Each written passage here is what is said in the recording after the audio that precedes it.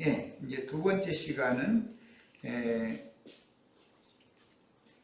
어젯밤에 올려놓은 라오디게아 교회에 보내신 성령의 편지 자료 1번, 다 인터넷상에 다음 카페에 들어오시면 자료 올려져 있어요. 거기 다운받아서 사용하시면 됩니다. 자, 계시록 3장 14절로 22절 내용은 라오디게아 교회에 일곱 번째 교회죠. 보내신 성령의 편지 내용이 기록되어 있습니다. 자, 본인의 성경책으로 다 성경책 찾습니다. 성경책을 펴도록 하십니다. 계시록 3장의 마지막 단락이에요. 14절로 22절 다 찾으셨죠? 자, 읽습니다. 라오디게아 교회의 사자에게 편지하라.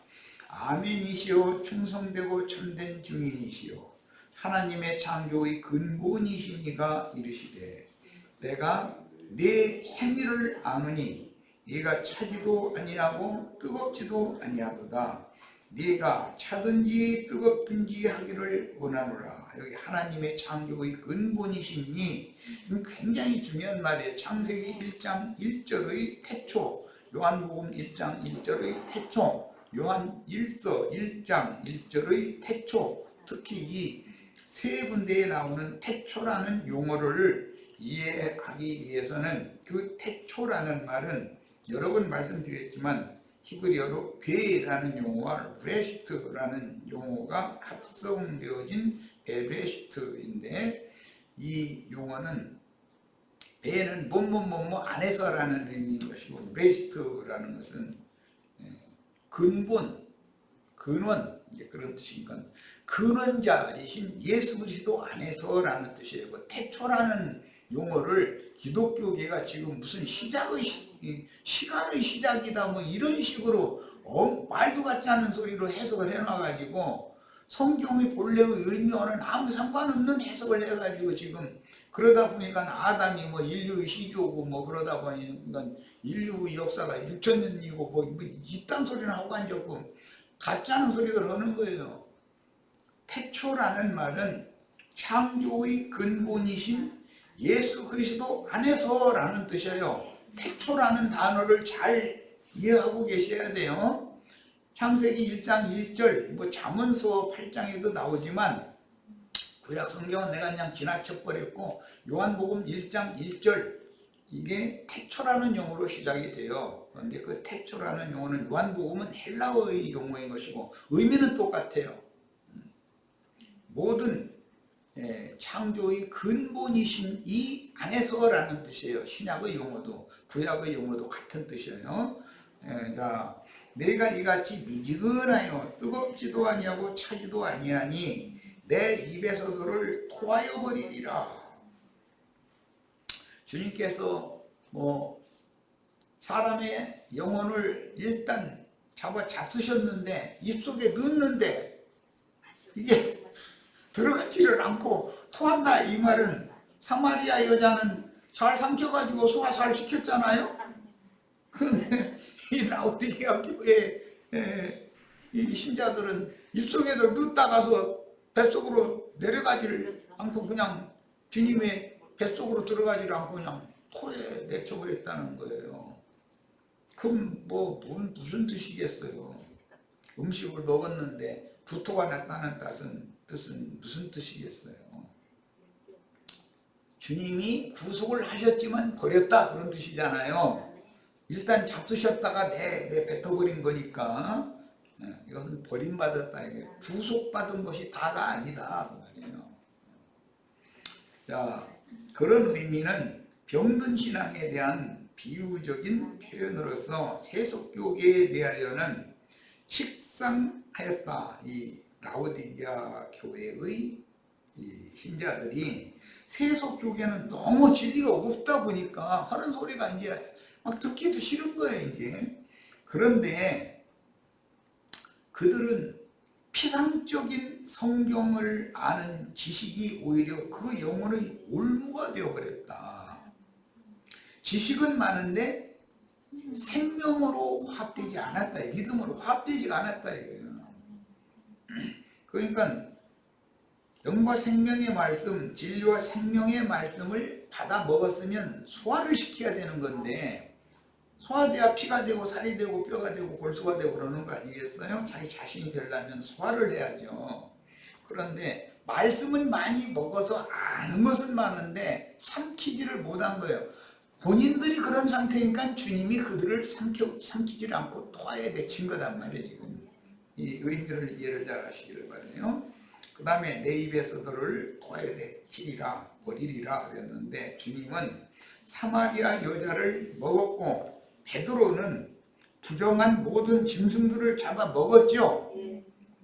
그럼 먹으면 삼켜가지고 소화를 시켜야 되잖아요. 이것은 교회 생활을 신실하게 잘 해서 온전케 된 의인의 영들이 되는 데까지 구원을 온전히 이루어야 되는 것이거든요. 주님의 몸을 이룬다라는 뜻은 구원을 이루는 것과 같은 거니까 내 개인적으로 뭐가 되는 걸 추구하는 건 속생명파라고 그러고 그리스도의 몸에 붙은 지체로서 자기에게 맡겨진 각양의 은사가 있고 그 은사만큼의 어떤 분량과 그 사람의 은사에 따른 직임이라는 것이 다 있단 말이에요.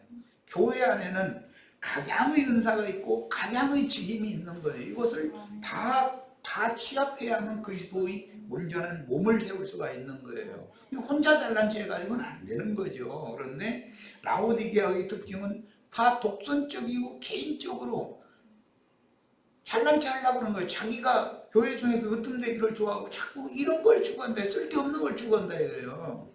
그건 왜 그러느냐? 본인이 말씀은 많이 받았는데 아는데 소화가 안 된 상태다 이거예요. 이게 본인이 말씀을 토해내니까 주님은 그 사람을 토해내는 거잖아요. 지금 개념을 이해하시길 바래요. 자, 네가 말하기를 나는 부자라 이게 문제인 거예요. 부여하여 부족한 것이 없다 이런다는 거예요. 라오디게아 신자들은 하나 그러니까 반전이 나오겠죠. 내 온고한 것과 둘째 아들이 돼지 치는 자에게 가가지고 정남 열매 얻어먹고 돼지나 치고 앉았는 일을 하는 그 상태가 얼마나 곤고한 사람이에요. 그게 우리가 다 이런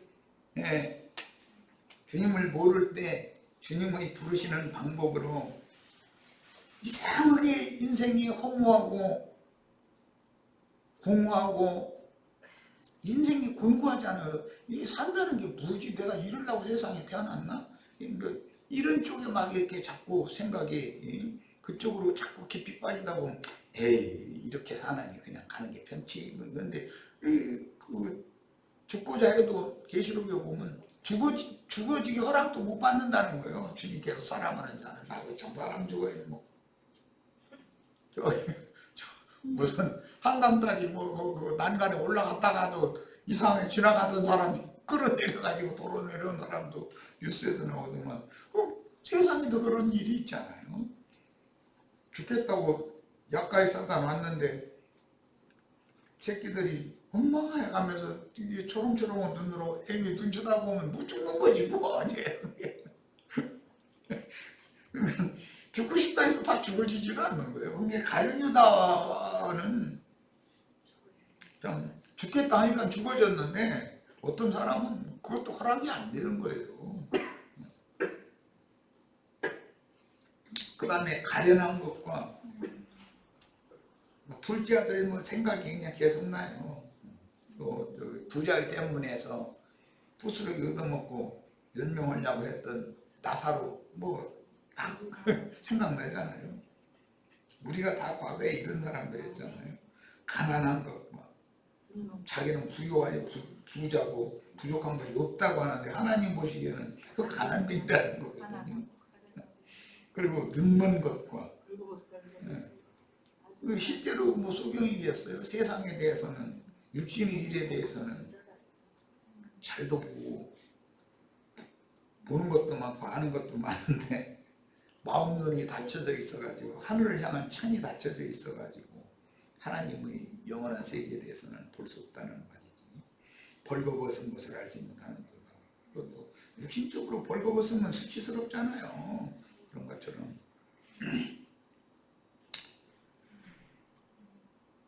벌거벗은 것이라고 하는 것은 자신의 부족함을 모른다, 이제 그런 표현이에요. 그걸 알지 못한다, 이렇게 표현했어요.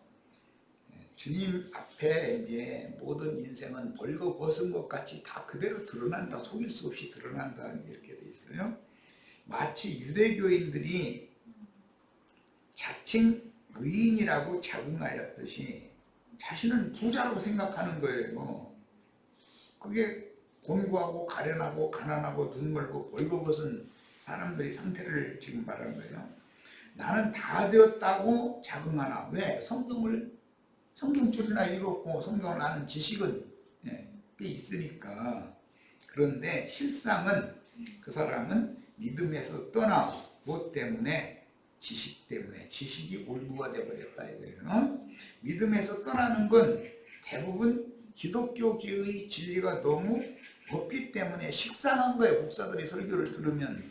그러니까 시시하게 느껴지기 시작하다 나중에는 자기 자신이 부분적으로 아는 어떤 면이 목사보다 나은 것이 있을 때 이게 위험한 거예요. 세상에서도 완전히 군대 갔다 오고 뭐 30줄이 않고 이러면은 이제 문제가 없지만 17, 8세에서 20세 미만 때 이 청소년기라고 그래요. 이 굉장히 위험한 때인 거예요. 그때는 이제 사람 잘못 만나서 어떤 말 가볍게 듣고 잘못 처신하고 잃어버리고, 아버지한테야 감히 그렇게 보여주지만 엄마한테는 눈 막 휩게 뜨고 막 큰 소리 소리 질러서 갖고 막 집안에서. 아버지 없으면 엄마만 있으면 소리 질러버리거든. 엄마는 자기 남편이 소리 지르는 것도 평생 들어서 질려 죽겠는데 이제 자식 죽으라고 질러놨더니 자식한테까지 그거 나가면 참다 안 되겠으면 이제 남편한테 이제 이구자리 용서하는 거지 뭐. 이불 속에서. 그랬다가는 알았어. 이제 남편이 알았어 한번 내놓으면 그 눈에 딱 띄었다가는 이제 매로다스린 수밖에 없잖아요. 그걸 어떻게 할 거예요. 다행히 아버지가 그 초달을 해서 잡아놔주면 다행이지만 그대로 놔뒀다가는 이거는 세상 말로 싹이 노랗다고 그러잖아요. 그래서 그때 교육을 잘못하면 큰일 나는 것이거든, 청소년 때. 그런 것과 같아요. 신앙도 마찬가지다 이거예요. 뭔가 아는 것 같고 나는 다 된 것 같고 그럴 때가 그게 굉장히 위험하거든요. 청소년기 보면 자기 생각만 아버지는 못 미치는 것 같고 엄마가 어느 게 영 뭐가 자기의 그 견해나 주장에 미치지 못한다고 생각하니까 엄마한테 눈 뜨고 막 위로 뜨고 댕기는 거거든. 그런데 엄마는 저 같은 경우도 다 거쳐서 엄마가 된 거 아니요. 근데 그걸 생각을 안 했거든 그때는. 그러니까 이게 위험한 때죠. 내가 너를 권하노니 내게서 불로 연단한 금을 사라. 이 금은 그냥 사금이 아니고 광석에 있는 금광석을 재련소에다 넣어가지고, 나 장항 사람인데 장항에는 재련소가 있어요. 대한민국 유일한 금재련소예요.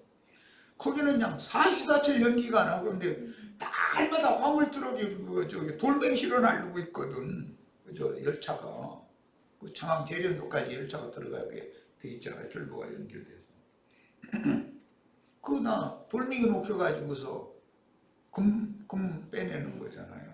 그렇게 한다는 거예요.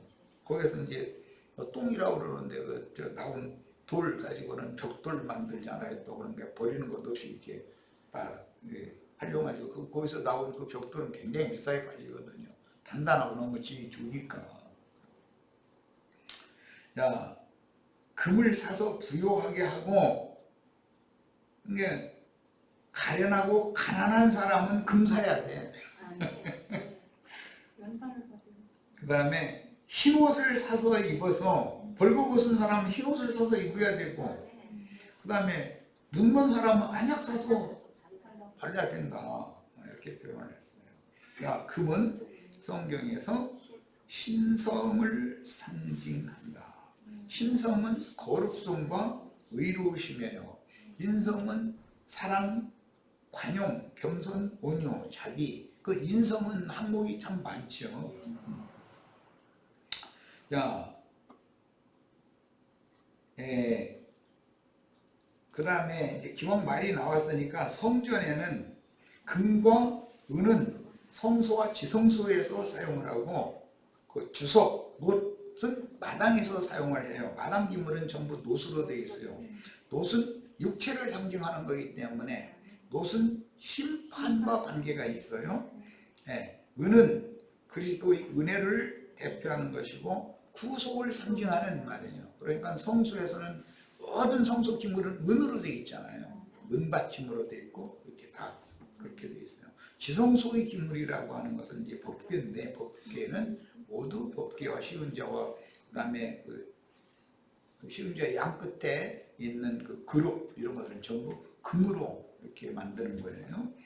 예, 이것은 예수 구속을 이루고 부활 승천하신 그리스도 하나님의 영광을 표현하는 그리스도에 대한 상징이에요. 법궤라는 건 그리스도를 상징하는 것이거든요. 예수 그리스도 안에는 법궤 안에 들어있는 세 가지 기물이 예수 그리스도 안에 있는 거예요. 그래서 그리스도 예수로부터 나온 그것만이 신성이다 이거예요. 네, 이런 것도 이 성경을 이해할 때는 우리 마침 지금 이제 출애굽기 좀 집회를 해나가니까 어차피 성막론도 이제 당연히 이제 시간이 지나면 하게 됩니다. 자, 그때도 충분히 이제 말씀 나눌 거예요. 거룩한 성 예루살렘은 정금으로 되어 있다. 길이든 성벽이든 뭐든 전부 다 정금으로 되어 있다는 거예요. 길바닥이 다 정금으로 되어 있다는 거 얼마나 그래요. 예, 정금길이라는 건 생명길이다. 그래서 예수님이 육신으로 세상에 오셨다가 하늘 아버지의 영광에 들어가신 그 길이 그게 정금길이잖아요. 그 길은 찾는 이가 적다 그랬어요. 좁고 협착한 길이다 그랬어요. 종교인들이 가는 편케 종교적인 방식으로 하나님의 영광에 이르려고 하는 것은 율법 행위로 하나님의 영광에 이르려고 하는 것은 넓고 찾는 이가 많은 그런 길이에요. 그건 멸망길이다 이렇게 성경이 되어 있어요. 네. 자, 새롭고 산 길을 여신 주님이 정금길이에요. 그래서 내가 곧 길이요 진리요 생명이다 예수님이 이렇게 표현했어요.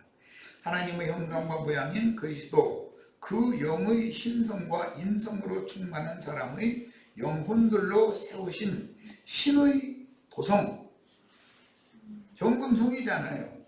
아브라함의 후사들의 영원한 기업이다. 아브라함의 후사들과 아브라함의 믿음의 자취를 쫓는 정조를 지킨 모든 어린 양의 신부가 될 자격이 있는 성도들 14만 4천 그들을 인도한 24 장로 이야기가 이제 4장부터 나오기 시작해요.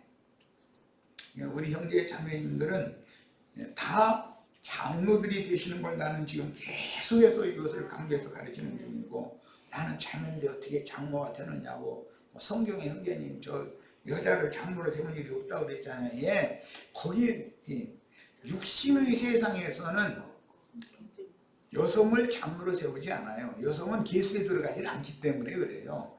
그러나 영의 세계에 되면 그 사람이 장로의 반열에 얼마든지 들어갈 수 있어요. 이걸 추구해야 돼요. 이 생에서 장로로서 세월 받아서 수고를 했다 해가지고 주님 앞에서까지 장로로 인정을 받을지 못 받을지는 그건 모르는 거예요. 바울 사도가 그렇게 많은 걸 깨닫고 전도의 생명을 바쳤지만 내가 남을 가르쳐서 구원을 시켜놓고 나서 주 예수의 날에 내 자신을 버리게 된다면 난 그걸 두려워한다 그랬어요. 얼마든지 그럴 수 있다는 거예요. 그러니까 지금 나는 이런 직분을 받아서 이렇게 행하고 있다. 직분을 수행한다. 이것 가지고 자긍심 가지시면 안 돼요. 모르는 거예요. 자기가 가르치는 말로 자기 자신이 먼저 믿고 구원을 받아야 돼요. 자, 욥기 23장 10절 인용했어요. 그러나 내가 가는 길을 이것은 욥이 걷는 인생이다 이 말이에요. 그가 아시나니 여호와 하나님이 아시나니 그가 여호와 하나님이 나를 단련하신 후에는 내가 순금같이 되어나버리라. 순금이 정금이라는 말이에요. 계시록에. 이건 순도 99.9% 정금이라고 그러잖아요. 순금. 욥은 좁고 협착하여 참는 이가 적은 생명길인 정금길을 걷는 인생을 살도록, 욥이 그런 인생을 살라고 작정한 것도 계획한 것도 아니에요. 하나님께서 욥에게 일방적으로 욥의 인생에 계획을 하셔가지고 욥을 그 길로 인도를 하기 위해서 사단을 욥에게 보내신 거예요. 사단으로 말미암아서 연단을 받는 거예요. 연단을 받는 중에서 죽고 싶어도, 죽고 싶다는 말을 여러 번 하잖아요. 그런데 죽어지지도 않아. 죽지도 못하게 만들어버려. 왜 그러겠어요? 죽을 만큼 고생을 시켰지만 연단을 거쳐서 정금이 되어져서 신부성을 건축하는 건축자로, 복음의 제사장으로 주님이 쓰시기로 작정했기 때문이다 이거예요. 이런 말에 대해서도 이해가 있으셔야 되겠어요. 이걸 바울 사도는 모태로부터 나를 이런 길을 가고 이런 사역을 할 수밖에 없도록 택정을 하셨다. 그래서 내가 복음을 전하지 않으면 나에게 화가 있을 것이다 그랬어요. 그 의무니까 말이에요. 오늘 마침 이제 우리 중집회가 있는데 오늘과 내일 그 모세를 보내시면서 내가 네 입에 함께 할 것이고 내 입에 함께 있어서 마땅히 할 말을 내 입에 다 넣어주겠다. 너 입이 뻣뻣하고 말 못한다고 걱정 마, 걱정 마. 너 형 아론 말 잘하잖아. 내가 말 잘하는 줄 알고 있어. 그게 세상 쪽에 먼저 선생으로 사는 사람들이, 세상에서 선생으로 사는 사람들이 말쟁이들이잖아요. 말쟁이들은 말로 유혹해가지고 금송아지 만들어 놓는 아주 전문가들이거든 그게. 그리고 우상 숭배하게 만드는 사람들이거든. 모세만 말 잘못한 게 아니라 이사야도 말 잘못했고 예레미야도 말을 잘못했어요. 말 잘하는 사람이 선지자들 중에 별로 없는 것 같아. 바울사도도 나도 말에는 초라다. 사람들이 바울사도 말 들으면 왜 저렇게 더듬들이지 아마 그랬던가 보지. 그래도 그 말 속에 흐르는 영은 명확하다는 것이죠. 이게 중요한 것이죠. 그리고 모세는 나와 대면하여 말하고 내가 말을 하게 하고 나의 형상을 보여준다. 그런데 아론, 미리암 막 책망할 때 너에게 내가 필요하면 꿈으로도 뭐 보이고 어떻게 어렴풋이 이렇게 보이지만 모세처럼 대면하여 내가 할 말을 하고 나의 형상을 직접 보고도 안 죽게 만들고 너희는 그렇게 안 해놨잖아. 너희는 내 형상 직접 보면 너희 돌아가셔. 이제 이렇게 말씀하셨어요. 민수기에 보면. 그러니까 하나님께서 계시하셔서 계시를 받는 자 외에는 아무도 알자가 없다고 그랬는데 계시 받는 자를 통해서 대언을 하게 하시는 것이 하나님의 구원 방법이다. 이사야 선지자가 평소에 세상 말을 못했던 사람은 아닐 거 아니에요. 난 말을 못한다고 막 버티니까 내 입술이 부정해서 말을 못한다 이제 그랬는데 제단에 핀솥 그걸 젓가락으로 불젓가락 그 율법에 그거 번제단에 그걸 준비해 놓게 돼 있잖아요. 그걸 핀솥 계란불 24시간 불타는 거잖아요. 계란불 핀솥 갖다가 이사의 입술에다가 딱 지져놓고 나서는 이게 네 입술 정해졌으니까 이제 가 그만 반항하고 가. 그러니까 그 다음에는 주여 내가 누구를 보낼 거니까 주여 내가 여기 있나이다 나를 보내줘서 그랬다는 거예요.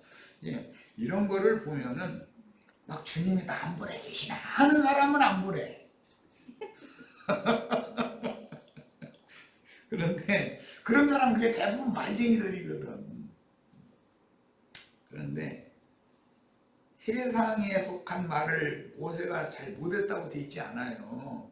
애굽의 일과 학술과 말을 전하라고 돼 있어요. 세상 말을 모세가 못 온 것이 아니에요. 하나님의 말씀에 대해서는 제대로 전할 줄 모른다라는 말했던 것이지. 그런데 계시의 말씀을 모세의 입에 넣어주셔가지고 모세가 그 형 아론에게 계시받은 걸 대언해주면 말 잘하는 말쟁이 아론이 대신 이스라엘에 전하게 한다는 거예요. 이렇게 돼 있어요. 그런데 막 아론은 모세 만나니까 40년 만에 만나니까 물론 동생 만나니까 반가운 것도 있겠지만 왜 그렇게 기뻐했겠어요? 아따 이제 내 세상 이제 열린다 이제 이런 거죠. 그때까지만 해도 자기 동생이기 때문에 자기가 다 율법 선생 노릇하면 자기 동생까지도 그냥 다 자기 종 삼으려고 그런 꿈 꿨던 사람이잖아요. 그런데 하나님 앞에서 엄한 책망을 받고 미디안 문둥병 걸리고 이제 이런 사건이 벌어지니까 모세 보고 자기 동생 보고 주여 주님이라고 불러가면서 우리 살이 반이나 썩어서 문둥병 걸려가지고 죽어서 하나님 앞에 버림받지 않도록 기도 좀 해달라고 주여라고 동생 깔봤다가 그 다음부터 딱 생각이 바꿔져 버리잖아요. 이런 것이 성경 이야기예요. 신약 성경도 똑같아요. 바울이라는 사람이 사울일 때는 무서운 사람이 없었던 사람이에요. 자랑할 것도 많고. 그러나 한 사람 아나니아라고 딱 한 번 나오는 사람이에요. 그 사람이 딱 준비해 놨다가서 딱 갖다 붙여놓고 나서 아나니아한테 안수받게 만들잖아요. 그래야 눈이 열리거든. 아볼로라는 사람은 알렉산드리아 출신이기 때문에 율법적인 하나님 말씀에 대해서는 능통한 사람이에요. 성경에 대해서. 그래도 브리스길라라고 하는 자매를 만났기 때문에 하나님의 경륜에 대해서 눈이 딱 열린 거예요. 그러니까 바울은 죽는 날까지 아나니아를 스승으로 비춰주신 목적이 있다. 아나니아를 통해서 바울에게 전수된 거잖아요. 브리스길라를 통해서 아볼로에게 전수되는 것이거든요. 하나님의 영이. 그런 이치를 아셔야 돼. 그래서 방자 행하면 안 돼. 자, 뭐 얘기가 길어졌고, 계시록 21장 18절. 그 성곽은 벽으로 쌓였고 그 성은 정금인데, 거룩한 성 예루살렘은 정금이에요. 21장 21절. 그 12문은 12진주니, 이 진주 이야기는 예수님 마태복음 13장에서 이미 말씀하셨죠. 좋은 진주를 구하는 어떤 장사꾼과 같다. 자신을 그렇게 비유했죠. 진주가 만들어지는 과정은 잘 아실 거예요. 진주 쪽에 모래가 그 조갯살 어느 곳에 콱 박혀버리면 그것이 빠져나가지를 않으니까 그 아픔을 이제 자기 스스로 치유를 해야 되니까 즙을 자꾸 분비를 해가지고 그걸 감싼다는 거예요. 아프니까 그런 거예요. 그게 다 치유가 되면은 진주가 돼서 그게 이제 조개에서 사람이 진주를 그거 빼가지고 쓰잖아요. 그런 걸 보면은 참 하나님이 우주 만물의 그 이치라는 게 너무 놀라운 거예요. 우리 형제 자매님들이 다 정금같이 욕처럼 그렇게 되기를 바라고 다 좋은 진주가 되어져서 자기 모든 것을 팔아서 이 좋은 진주를 사러 예수님이 오셨던 거잖아요. 다 그런 진주들이 되시길 바라요. 그 다음에 각 문마다 한 개의 진주로 되어 있고 거룩한 성 예루살렘의 문은 진주문이라는 거예요. 그러니까 이 진주가 형성되는 과정을 몰라가지고는 주님께서 진주를 사러 세상에 오셨다고 하신 말씀에 대한 이해가 없어가지고는 거룩한 성 예루살렘의 문에 그 문을 통과해 들어가야 되는데 그 문 앞에는 금갈대를 가진 사람, 천사가 지키고 있잖아요. 해가지고 측량을 다 해본다는 거예요. 아무나 다 들어가는 게 아니죠. 그리고 성의 길은 맑은 유리 같은 정금이더라. 길바닥이 정금이다. 뭐 전에 70년대 한참 달리던 사람들, 천당 갔다 왔다는 사람들 막 자기가 정금길로 막 갔는데 강아지가 막 이쁜 강아지 졸졸졸졸 따라왔고 막 이제 그 테이프가 수십만 개 팔렸어요. 떼부자 된 거지 뭐. 그러더니 그분이 요즘에는 뭐 제주도 가서 목산으로 돈다고 죽었나 살았나.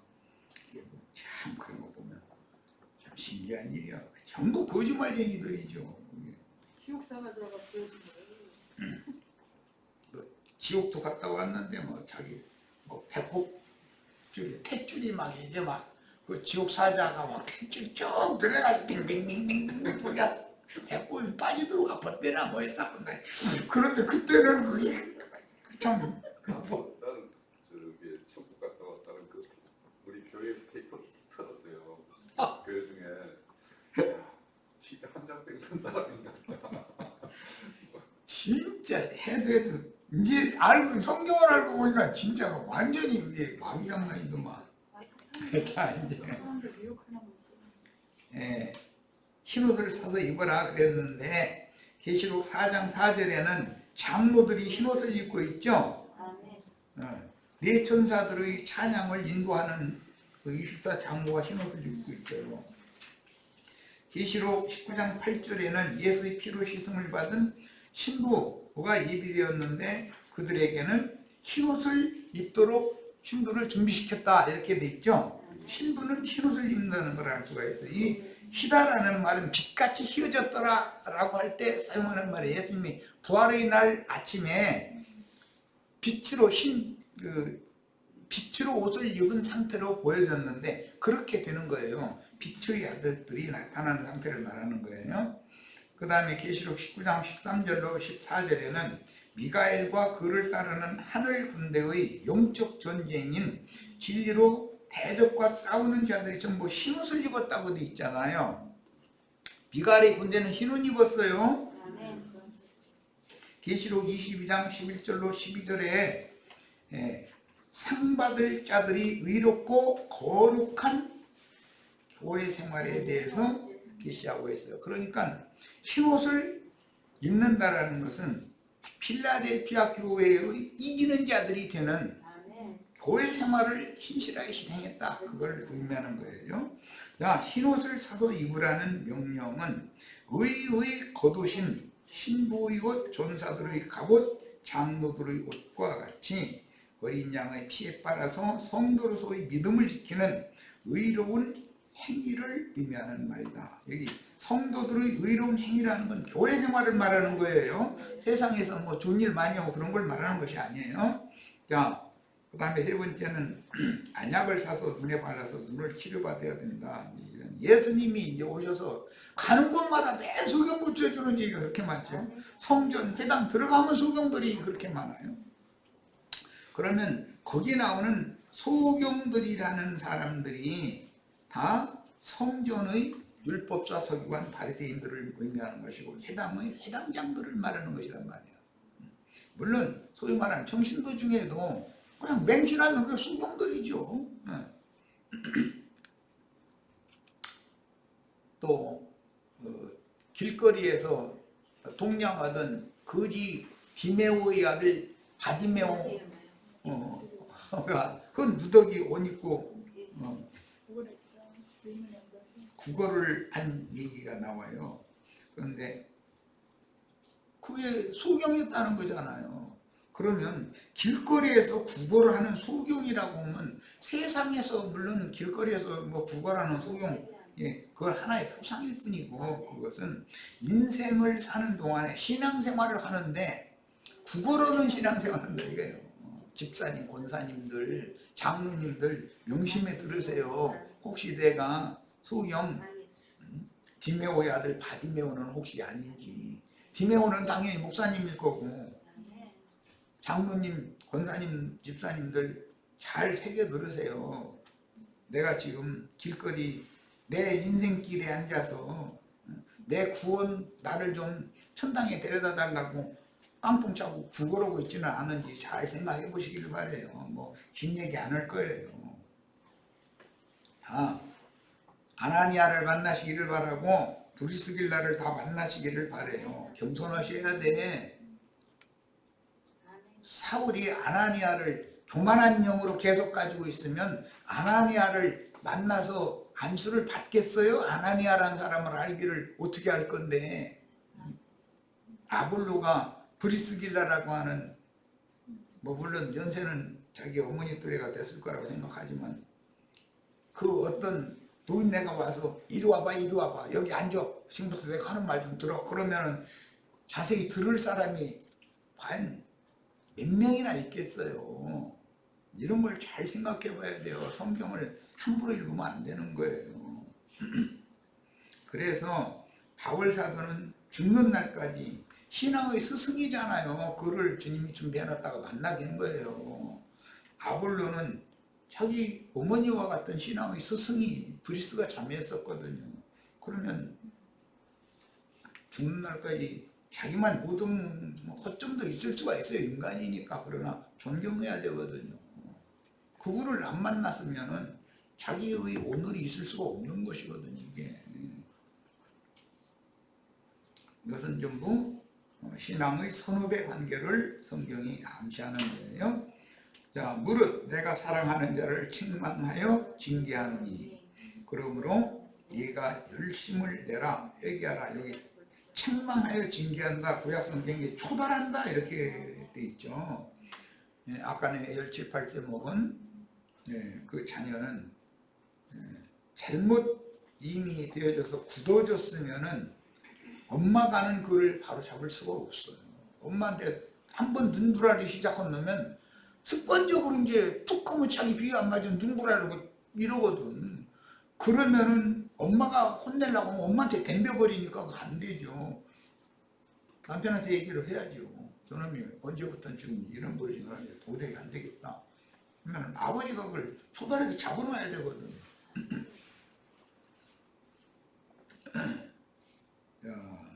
그렇지 않으면 자기 자식 망하는 거니까. 초단은 자기 자식 잘 되라고 하는 것이지. 그게 징계라는 용어예요. 그런 의미를 이해하셔야 돼요. 자, 그 다음에 회개하라 볼지어다 내가 문 밖에 서서 두드리노니 이게 정말 참 주님이 그 영으로 살려주는 영으로 내 안에 내 속에 들어와서 임재해 계셔야 되잖아요. 그런데 밖에 계신 주님을 그렇게 머릿속으로 아는 지식은 많다는 거예요. 분리되어 있는 상태잖아요. 하나님과 분리되면 영적은 죽은 거예요. 그것이 연합되면 살아나는 것이고 이게 성경의 의미예요. 누구든지 내 음성을 듣고 이 주님의 음성 듣는 것은 사람이 겸손해야 들려요. 사람이 교만하면 귀신의 소리를 하나님의 음성으로 오해하게 들리게 돼 있는 거예요. 목사들이 하는 말은 쏙쏙 잘 들어오고 나도 형제가 이런 증거를 대언을 하면은 도대체 저 사람 무슨 얘기하는지 영 못 알아듣겠다. 그러면 내 이 귀에다 할례 좀 행해주세요. 주님 송곳 날카로운 송곳 있잖아요. 좀 막 그냥 쑤셔가지고서 뒷구멍 좀 뚫어주세요. 막 이러고 기도해야 되거든. 그런데 자기는 잘 들린대. 그러고 밝히본데 그냥 이런 사람 못하네 이거. 우선은 들어야 문이 열리는 거예요. 문이라는 건 마음문을 말하는 거예요. 마음문을 거쳐서 영의 문, 지성소로 들어가는 둘째 문도 통과를 해야 되는 거예요. 문은 세 개가 있어요. 육신의 그 눈, 코, 입기, 살갗 이런 것이 세상사 마당으로 들어가는 문이잖아요. 그 다음에 성소로 들어가는 시장문이 있고 둘째 시장문이 또 있어요. 지성소를 가지고 있는. 항상 3층천이라고 얘기를 하고 노아의 방주를 3층으로 지었다고 그러고 이것은 사람은 몸과 혼과 영으로 구조가 이렇게 되어 있기 때문에 3단계 문을 다 통과해서 들어가야 돼요. 그런데 나는 양의 문이니 그래서 예수님이 3단계의 문이다 이거죠. 성전 문은 예수님.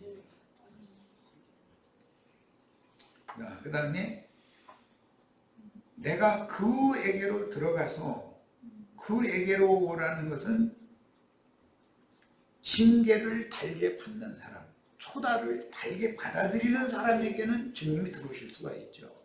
그런데 흥 하고 아이고 나 내일부터 그 사람 안 만나러 가. 이제 그 사람 뭔 얘기하는지 도무지 알도 못하는 소리 이제 그만 들을 거야. 그러면 주님이 들을 수 없는 거지. 뭐 그거 어떻게 할 거야? 그는 나와 더불어 먹으리라. 서로가 먹는 이야기는 이건 창세기에서 생명나무 실과를 먹고 생명수를 마시는 것으로 상징이 됐는데, 예수를 믿는 이들은 믿으면 그것이 먹는 거예요. 생명이신 그리스도, 나를 먹는 자는 영생하리라, 또 내 피를 마시는 자는 영생하리라. 그럼 먹고 마시는 얘기인데 어떻게 먹고 마시느냐? 내가 주님을 먹고 마시면 주님은 나를 먹고 마신다. 이게 서로 돕는 배필관계가 되는 거예요. 이 배필관계를 맺기 위해서 초달, 구약성경은 초달이라고 그러고 여기서는 책망하여 징계한다 그랬기 때문에 이 징계라는 히브리어가 아니라 이거 헬라어인데 히브리서 12장 7절 8절 징계라는 헬라어 파이디오라는 말을 제가 일부러 사전 의미를 해드렸어요. 이것은 초달한다. 내가 지금까지 여러분 자식 17, 8세에 대해서 저를 낳아서 애써서 길러주신 그 어머니를 그냥 함부로 해도 되는 사람이라고 그렇게 생각하면 그거는 하늘이 정한 그 도를 지나쳐버린 것이죠. 그건 한계를 넘어오면 안 되는 거죠. 그래가면서 이 버러쟁이가 돼서 굳어지게 생겼으면 아버지가 이건 초달을 해야 되거든요. 담을 수가 없는데 엄마는 힘으로 자면은 18세 된 아들이 엄마보다 힘이 세지. 엄마가 어린아이 때 같으면 힘으로도 제압을 할 수가 있지만 18세 되면은 사내아이를 엄마는 못 당하거든. 그런데 그때가 위험하다. 영적으로도 이 단계가 제일 위험한 데다 하는 거예요. 자, 주님의 음성은 듣는 이들의 심정과 매우 관계가 깊은데 어느 때는 세미한 음성으로 들리며, 누구에게는 주님의 음성이 세미한 음성으로 들릴 수가 있어요. 어느 때는 로도와 같은 많은 물소리로 들릴 수도 있어요. 또 어느 때는 천사장의 호령소리와도 같은 하나님의 나팔소리를 들을 수가 있어요. 그것은 모두 듣는 자의 심령의 상태와 관계가 있다. 그 심령과 심정이, 마음이 안정적일 때는 세미한 음성으로 들리죠. 그래도 정확하게 들을 수가 있으니까. 그런데 사람이 산만하고 하나님의 말씀을 잘 들으려고 안 할 때는 성난 파도와 같은 성난 그 하나님의 노하신 음성을 들릴 수밖에 없잖아. 큰 그렇게. 그 다음에 또 자기가 힘이 센 줄로 알고 자기가 뭐 된 줄로 알고 이런 사람한테는 힘센 천사가 와가지고 천사장이 호령을 해야만 정신이 번쩍 드는 것이지 좋은 말로 해가지고 이게 안 들리는 것이거든. 그러니까 하나님은 말씀을 들려주실 때 사람의 상태에 따라서 유해적절하게 말씀을 여러 방면으로 들려주신다. 이것을 꼭 이해하셔야 되겠어요. 자, 그 영과 신자들이 서로의 안에 들어가서 먹고 마신다는 것은 너희가 내 안에, 내가 너희 안에 라는 말과 같은 뜻으로서 이것은 생명의 연합관계를 말하는 거예요. 서로 믿음으로 내가 주님을 믿으면 주님은 나를 받아주신다, 그런 뜻인 거예요. 자, 이기는 그에게는 내가 내 보좌에 함께 하여 주기를. 내가 이기고, 예수님은 내가 세상을 이겼으니 너희는 안심하라, 제자들에게 이 말씀하셨죠. 아버지 보좌에 함께 앉은 것과 같이 하리라. 귀 있는 자는 성령이 교회들에게 하시는 말씀을 들을지어다 그랬어요. 자, 문자적인 의미를 오늘 이제 첫 시간이니까 대충 이렇게 살핀 거예요.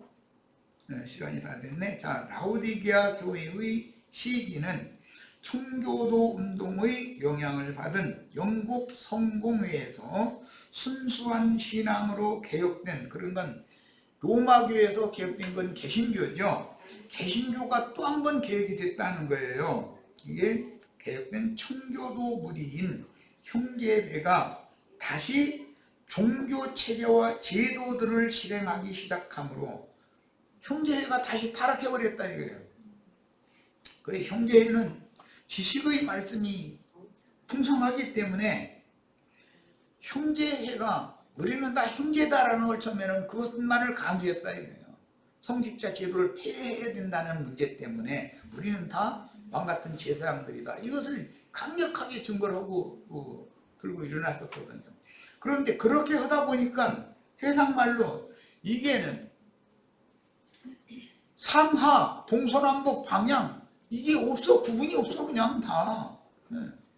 그러면서 이제 지식 추구에 막 다 몰두하는 거예요. 이제 그러다 보니까 그냥 뭐 물론 그것도 하나님 그렇게 하게 하셔서 오늘 우리들에게 유익을 이제 주게 하시려고 그렇게 그런 학자들을 이렇게 해서 그렇게 하게 하신 것인데 하나님의 경륜은 있지만 그러나 그들이 필라델피아 교회의 실행으로 되돌아가려면 지나친 사람들이 후퇴해야 되는 거잖아. 그건 쉬운 일이 아닌 거라는 거예요. 미처 이르지 못한 사람들이 앞으로 나가기는 쉽지만 내가 뭔가 잘못됐네, 너무 지나쳐버렸네 싶어가지고 되돌아간다는 건 이게 쉬운 일이겠냐 이 말이에요.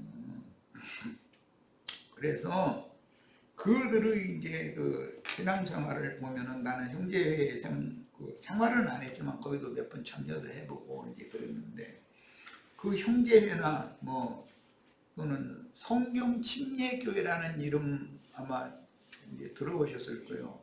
그 형제회 무리들이거든요. 지방교회나 이런 사람들은 다 그 이제 형제회 계열이 여러 파로 분파가 됐기 때문에 나온 사람들이고 또 구원파도 거기에 속하죠. 예, 그런 사람들은 목사보다도 영적 권위가 책임 형제라는 사람은 그 장로의 영적 권위가 얼마나 강력한지 완전히 신이요, 신. 왜? 처음에는 우리가 다 왕같은 제사장이다 이것을 강조하다 보니까 질서가 없는 거예요. 이게 형제가 나중에 시간이 지나면서 이거는 아니구나라는 걸 깨닫고 나서 질서를 잡아야 되겠기 때문에 어떻게 했냐면 이제는 신부 목사 대신 책임 형제라는 명칭을 딱 만들어 놓은 거예요. 형제들 중에서 이 사람은 주님 앞에 형제들을 인도할 책임을 맡은 형제다 이런 의미를 책임 형제라고 그래요. 이 사람은 목사들의 그 권위는 저리 가라요. 그 책임 형제 앞에서 만약에 고개 안 숙였다 그러면 당장 딱 불러다가 아무개 형제, 아무개 자매 이리 들어와 딱 그러고서는 막 단두질 해버려요. 어마어마해요. 그리고 뭐 이제 다 서로가 다 누구나 다 교통할 수 있다 해가지고 이제 하게 해요. 하는데 그 이제 두 분 이제 사도라고 하는 마지막 사도라고 하는 그분의 메시지를 조금이라도 벗어났다 그러면 아무개 형제 마이크 빼서 딱 그래버려. 그럼 말을 시키지를 말든지.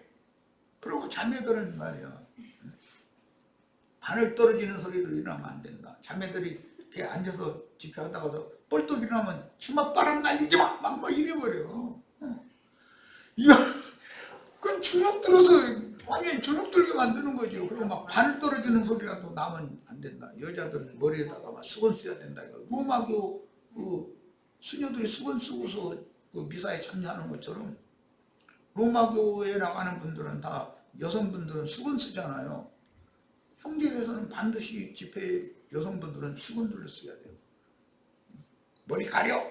막 이러고 아무개 자매 오늘 왜 수건 안 쓰고 나와서 막 이래버려요. 그런데 이제 그런 일이 없게 하려고 주머니 가방에다 수건을 몇 개씩 준비를 해가지고 다니지 다. 그래서 얼른 이렇게 써야지.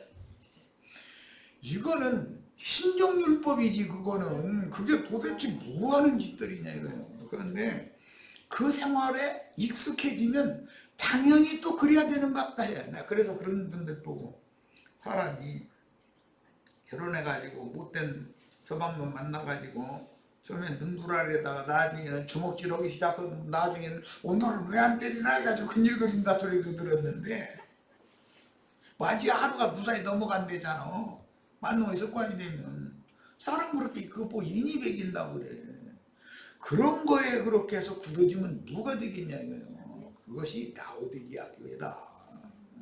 형제의 그 책임 형제들이 이 말을 꼭 듣기를 바래요. 잘 생각해 보세요. 목사들 비판하지 말고 목사보다 더 교만해진 사람이 누구예요? 형제의 책임 형제들 아니에요. 그런 짓을 해가지고서야 주님 앞에서 그런 짓 하고 주님 앞에 섰을 때 책임질 수 있겠어요? 그야말로 책임 형제면 주님 앞에서도 자기 행위에 대해 책임져야 되는 건 너무 당연한 거잖아요.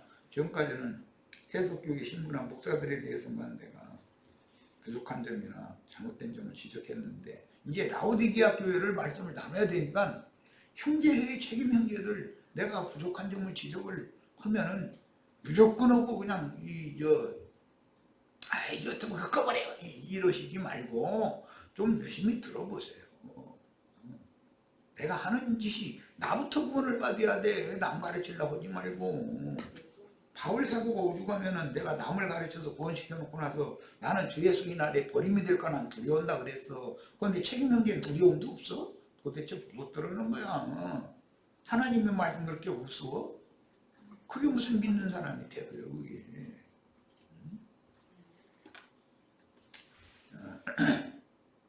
시간이 많이 지났는데